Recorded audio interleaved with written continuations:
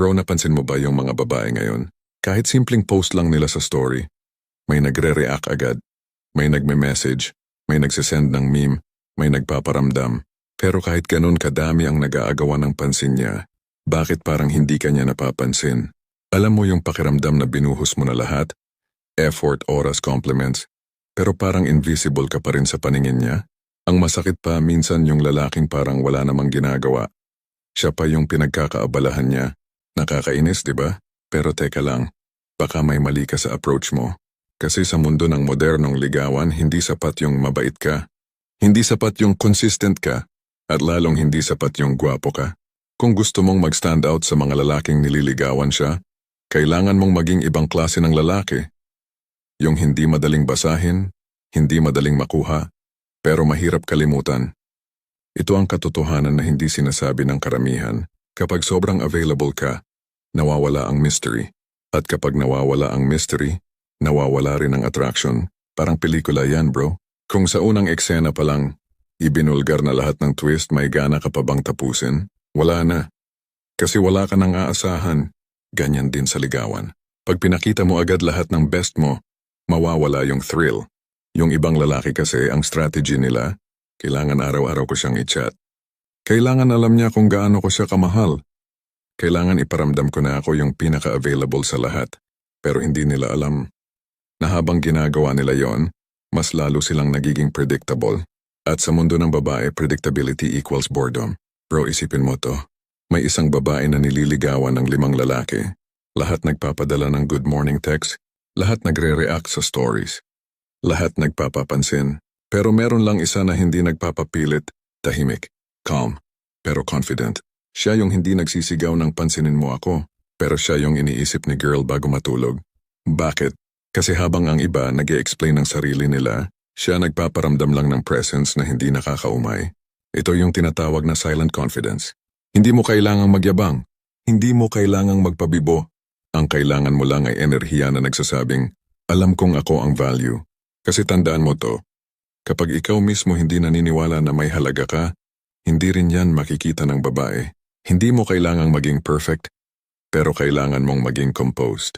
Hindi mo kailangang maghabol pero kailangan mong maging strategic. Ang mga lalaking nag-aagawan ng pansin, parang sabay-sabay na mga ilaw.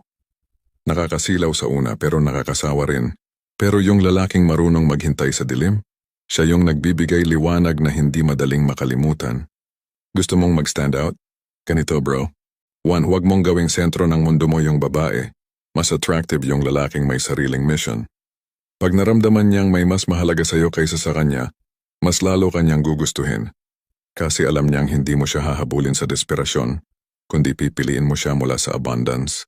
2. Maging tahimik pero matalino. Pag nagtanong siya, sagutin mo ng may lalim. Hindi puro haha, hehe, o ikaw.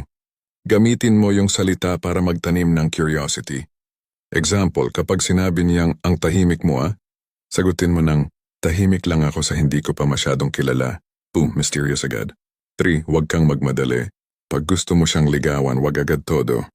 Huwag mong pilitin ang moment, hintayin mo. Kasi ang tunay na confident marunong maghintay ng timing. Hindi siya nagmamadaling makuha.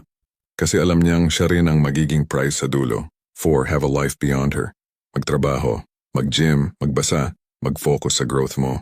Kapag nakikita niyang fulfilled ka kahit wala siya, dun siya matatakot mawalan ka. Kasi yung lalaking masaya mag-isa, yon yung lalaking gusto ng babae makasama. Parang buffet to, bro. Kung puro pare-pareho lang ang ulam, spaghetti, fried chicken at hotdog, hindi mo na alam anong pipiliin. Kasi pare-pareho lang ang lasa. Pero kapag may isang kakaibang dish na tahimik lang sa gilid, huwag kang magulat kung yun ang unang maubos. Ganun ka dapat. Hindi kailangang sumigaw para mapansin. Basta yung presence mo iba. Sabi nga sa isang hugot quote, hindi mo kailangang maging maingay para mapansin. Kailangan mo lang maging totoo at tahimik na may laman. Ngayon sa social media age, lahat gusto ng validation. Pag hindi nag-reply agad, may anxiety. Pag hindi nag-post ng story, akala may iba. Pero ang tunay na kalalaking standout, hindi nagmamadali sa attention. Kasi alam niyang attention comes to those who don't beg for it. Kaya pag hindi ka nag-reply agad, hindi dahil pakuul ka kundi dahil may buhay ka rin sa labas ng chatbox. Pag nakita niyang hindi mo kailangan ng validation niya, doon siya magtataka. Doon siya magiging curious. At doon ka magiging ibang klase. Bro, gusto mo bang malaman kung bakit may mga lalaking hindi naman gwapo, hindi rin mayaman, pero bakit parang sila yung laging nauuna sa puso ng babae? Hindi sila sobrang sweet, hindi rin sila showy. Pero may kung anong kakaiba sa presence nila, yung tipong kapag nakatabi mo, parang gusto mong makilala pa. Yan ang tinatawag na emotional contrast. Yung kakayahang gumawa ng tension at balance sa emosyon ng babae, hindi dahil pa hard to get ka, kundi dahil marunong kang magbigay ng lalim. Kasi tandaan mo, ang babae, hindi nahuhulog sa mga salitang paulit-ulit. Nahuhulog siya sa lalaking marunong magparamdam at magpahinga ng emosyon niya. At dito ka tatak sa kanya hindi dahil sa effort, kundi dahil sa impact. Karamihan ng lalaki, kapag may gusto silang babae, puro isang direksyon lang ang binibigay. Puro kilig, puro lambing, puro effort. Magandang umaga, good night. Kain ka na, ingat ka, miss na kita, chat, chat, chat. Walang pahinga, walang contrast. Walang pahinga ang babae sa presence mo. At dahil walang pahinga nagsasawa siya, tandaan mo to bro. Ang emosyon ng babae ay parang musika. Hindi pwedeng puro high notes. Kailangan ng rhythm, ng tempo, ng tahimik na pagitan para mas ma-appreciate yung melody. Kung puro ka kilig, mawawala yung thrill. Kung puro ka effort, mawawala yung excitement. Kasi ang puso ng babae hindi mo dapat laging punuin. Kailangan mo rin siyang bitinin. Isipin mo ito. 3 kayong nanliligaw. Lahat nagpapadala ng flowers, nag-aalok ng hatid sundo. Nagpaparamdam halos araw-araw. Pero ikaw, iba ang approach mo. Hindi ka palaging nandun. May araw na mag-uusap kayo ng malalim. May araw na tahimik ka lang. May gabing nagre-reply ka agad. May gabing hindi. Pero hindi dahil nagpa-play safe ka, kundi dahil may sariling rhythm ang energy mo. Anong epekto nito? Napapaisip siya. Bakit parang unpredictable siya? Bakit minsan parang ang lapit-lapit niya? Tapos biglang parang may sariling mundo. Bakit kapag kasama ko siya, kalmado lang siya? Pero parang may laman ang mga mata niya. Yan ang tinatawag na emotional tension. Yan ang dahilan kung bakit kahit hindi mo siya hinahabol, ikaw ang naiisip niya bago matulog. Kasi habang ang ibang lalaki predictable, ikaw may lalim. At tandaan mo bro, ang babae hindi nababaliw sa lalaking palaging available. Nababaliwala siya kapag wala ka. Pero napapaisip kapag may kakulangan ka. Hindi mo siya gustong saktan ha? Gusto mo lang gamitin ang emosyon bilang strategy. So paano mo gagamitin ang emotional contrast sa ligawan? Narito ang mga stoic plus psychological moves na pwede mong gamitin. Sunibigay pero bawiin. Kapag nagparamdam ka ng kaunting sweetness, sundan mo ng space.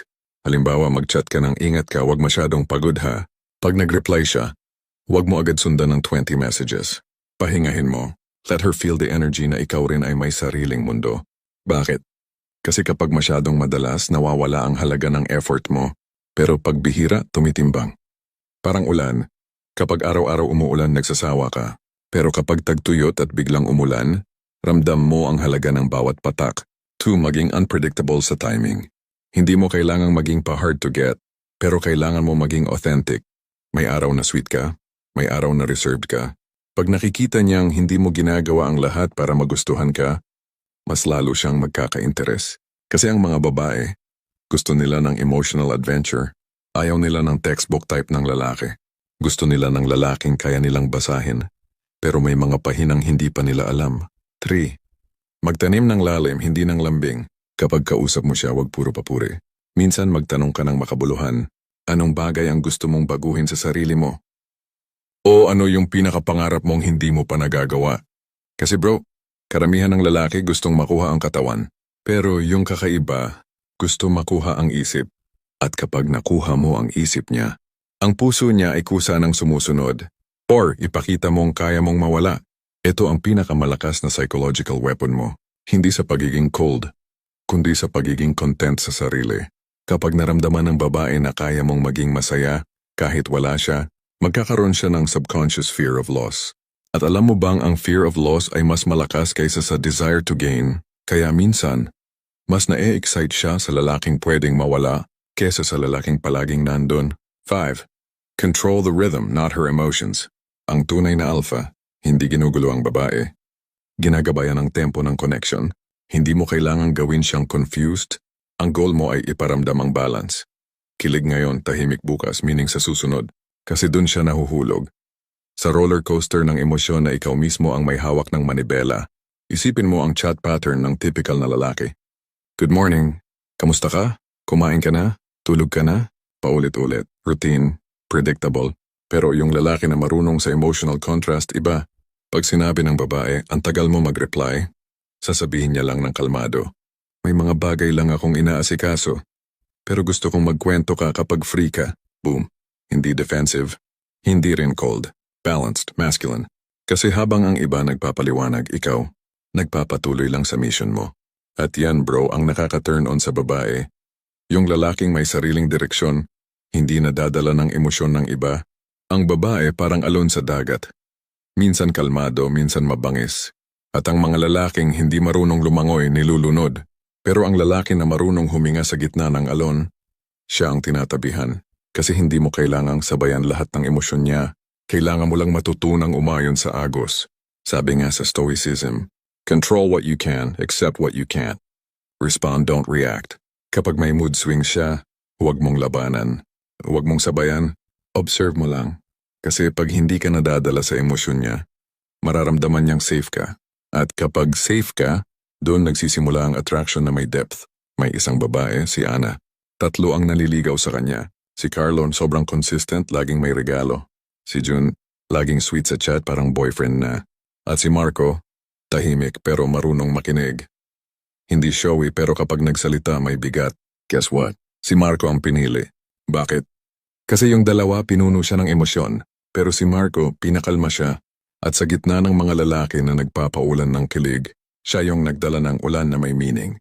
Ang babae, hindi laging gusto yung nagpapakilig, minsan gusto lang niya yung nagpapatahimik ng gulo sa isip niya. Hindi mo kailangang maging misteryoso para maging interesting. Kailangan mo lang maging totoo sa parang hindi madaling maabot. Kapag marunong kang umalis sa tamang oras, ikaw yung babalikan. Ang essence ng emotional contrast ay control. Hindi control sa kanya, kundi control sa sarili mo. Ang stoic na lalaki, hindi nagpapaikot ng emosyon ng iba para lang mahalin siya. Ginagamit niya ang mastery sa sarili para maging center of calm sa gulo ng mundo ng babae. Kapag tahimik ka pero puno ng lalim, ikaw yung sandalan niya kapag napapagod na siya sa drama ng mga nagpaparamdam. Yan ang dahilan kung bakit ang mga babaeng sanay sa atensyon nahuhulog sa lalaking hindi naghahanap ng pansin. Kung gusto mong mag-stand out sa mga lalaking nililigawan siya, huwag kang palaging present, maging worth missing. Huwag kang palaging sweet, maging may lalim. Huwag mong punuin ang emosyon niya, bigyan mo siya ng pahinga.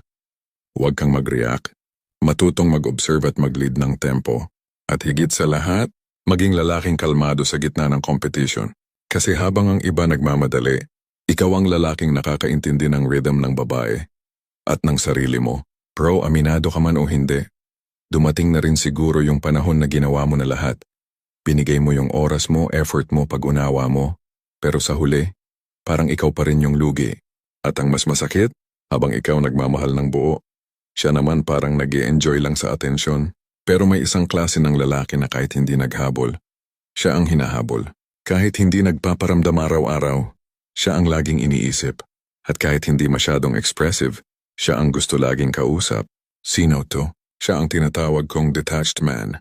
Hindi cold, hindi manhid, kundi lalaking marunong magmahal, pero hindi nakakalimutan ang sarili. At yan bro ang pinaka nakaka-addict na enerhiya para sa isang babae. Ang problema ng karamihan sa atin. Pag nagkagusto tayo, dun umiikot ang mundo.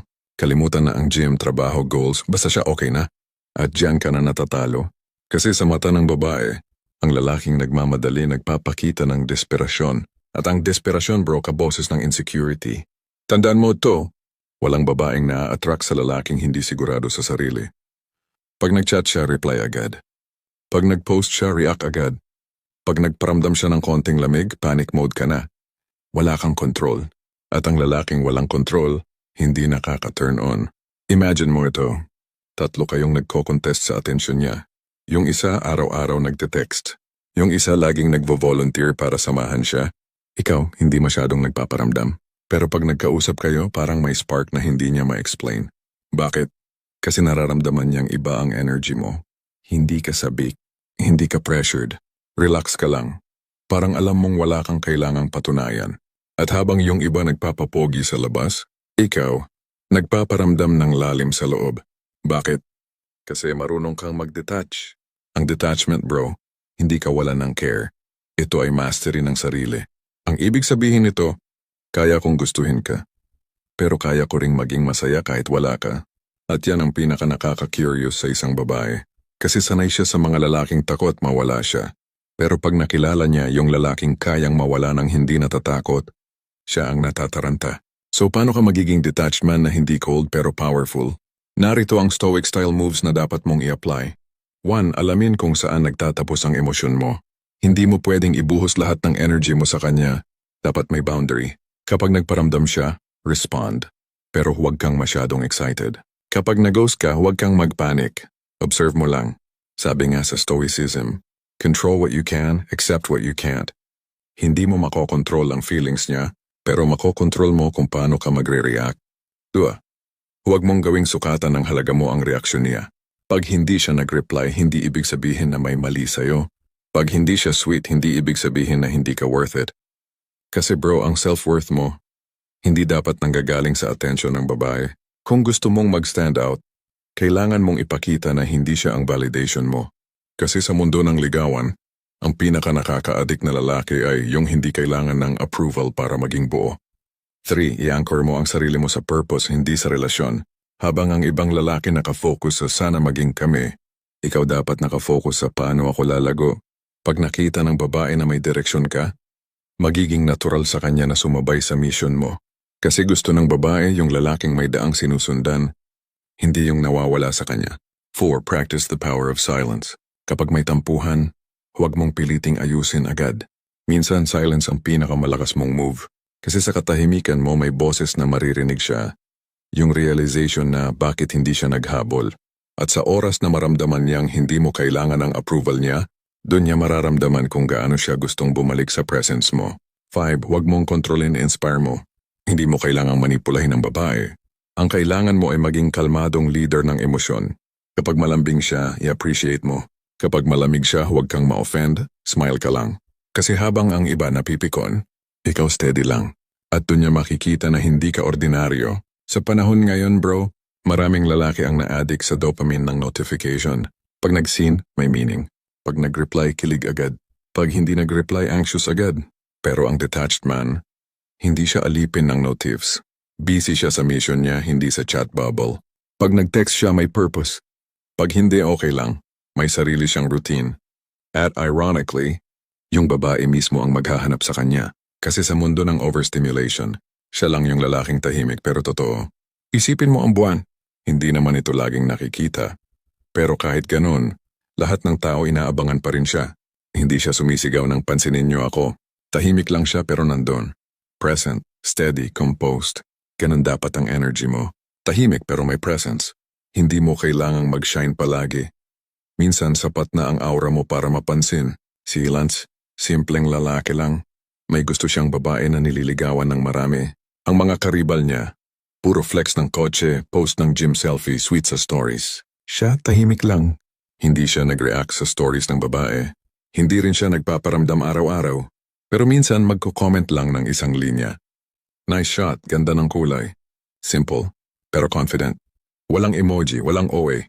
Pag nagkita sila, hindi siya pilit. Hindi siya sobrang charming, pero kalmado. At habang nagkukwento si girl, nakikinig lang siya ng may ngiti.